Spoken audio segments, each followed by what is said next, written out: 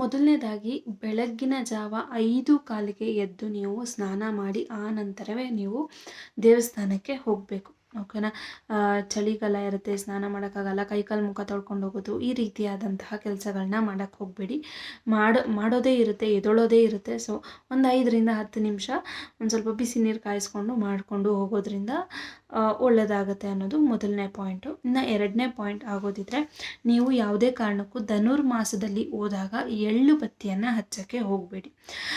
ಬೇಕಾದರೆ ನೀವು ತುಪ್ಪದ ಬತ್ತಿ ಹಚ್ಚಿ ಹಾಗೆ ಹಲವಾರು ರೀತಿಯಾದಂತಹ ನೈವೇದ್ಯಗಳನ್ನ ನೀವು ಕೊಟ್ಟು ಮಾಡ್ಬೋದು.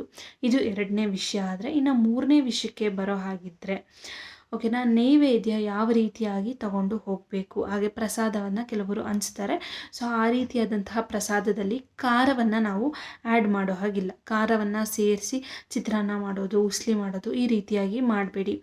ರಸಾಯನ ಹಾಗೆ ಕೇಸರಿಬಾತು, ಸಿಹಿ ಅವಲಕ್ಕಿ ಈ ರೀತಿಯಾದಂತಹ ಪ್ರಸಾದವನ್ನು ನೀವು ಕೊಡ್ಬೋದು.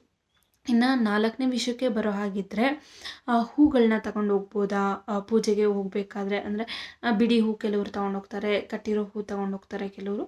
ಸೊ ಓಕೆ, ಧಾರಾಕಾರವಾಗಿ ತೊಗೊಂಡೋಗಿ ಹೂನ. ಅದರಲ್ಲಿ ನೀವು ಕೆಂಪು ದಾಸವಾಳ ಸಿಕ್ಕಿದ್ರೆ ತುಂಬ ಒಳ್ಳೆಯದು. ಕೆಂಪು ದಾಸವಾಳ ತೊಗೊಂಡು ಹೋಗಿ.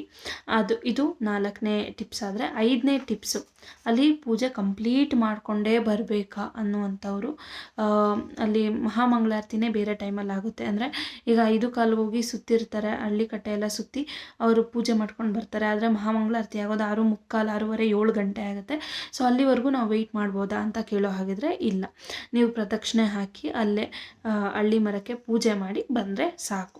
ಇದಿಷ್ಟು 5 ಅಂಶಗಳನ್ನ ನೀವು ನೆನಪಲ್ಲಿ ಇಟ್ಕೊಂಡು ಪಾಲನೆ ಮಾಡಿ. ನೀವು ಏನು ಅಂದ್ಕೊಂಡಿರ್ತೀರ ಅದು ಆದಷ್ಟು ಬೇಗ ನಿಮಗೆ ದೇವರು ಕೊಟ್ಟೇ ಕೊಡ್ತಾನೆ.